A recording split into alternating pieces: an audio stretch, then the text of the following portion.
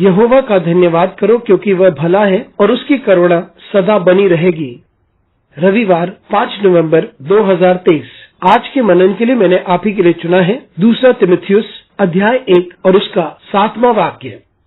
क्योंकि परमेश्वर ने हमें भय की नहीं पर सामर्थ और प्रेम और संयम की आत्मा दी है।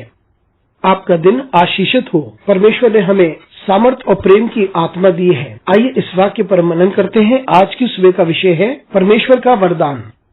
यह हम जानते हैं कि पौलुस तीमुथियुस के साथ एक अच्छा रिश्ता बरकरार रखता था। वे उसे अपना पुत्र बुलाता था और उनका रिश्ता विश्वास का रिश्ता था, जिस विश्वास को वे दोनों एक दूसरे के साथ बांटते थे। और पौलुस के पास ये बोझ था कि वे परमेश्वर की सेवा करें और सुसमाचार का प्रचार करें। और उसने तीमुथियुस को भी ये प्रेरणा दी कि वह भी ऐसा ही करे। और वे तीमुथियुस को प्रोत्साहित करता है कि वे भी चुनौतियों का सामना करे। और पौलुस बात करता है तीमुथियुस के विश्वास के बारे में, जिसे उसे उसकी माता वे दादी से मिली। और तीमुथियुस स्वयं एक अद्भुत विश्वास की यात्रा में अग्रसर हो रहा था। लेकिन यह संभव है कि उस समय तीमुथियुस बहुत सी चुनौतियों से होकर गुजर रहा था, क्योंकि पौलुस उससे बात करता है और उसे याद दिलाता है उन आंसुओं के बारे में जो तीमुथियुस बहा रहा था। और पौलुस चाहता था कि वे तीमुथियुस से भेंट करे, उसे प्रोत्साहित करे और स्वयं भी प्रोत्साहित हो। और उस वक्त पौलुस बात करता है परमेश्वर की आत्मा के बारे में,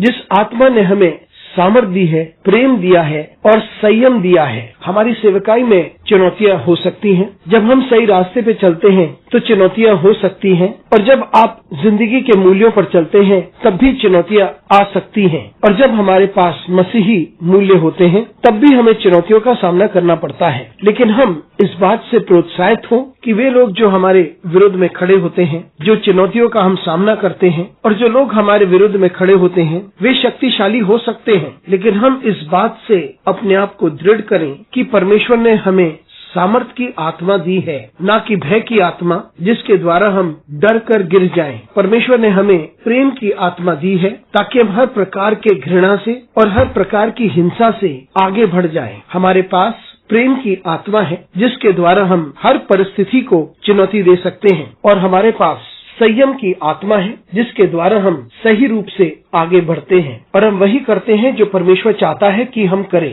इसलिए मित्रों, जब हम चुनौतियों का सामना करते हैं तो हम इस बात को याद रखें, जिस प्रकार से पौलुस ने तीमुथियुस को याद दिलाया था कि हमें सामर्थ की आत्मा मिली है, न कि भय की आत्मा, प्रेम की आत्मा और संयम की आत्मा। अनुग्रहकारी परमेश्वर हमारी सहायता कर ताकि हम इस बात को समझ सकें कि हम सामर्थ की आत्मा से भरे गए हैं। हमारी सहायता कर परमेश्वर, यीशु मसीह के नाम से मांगते हैं, आमीन।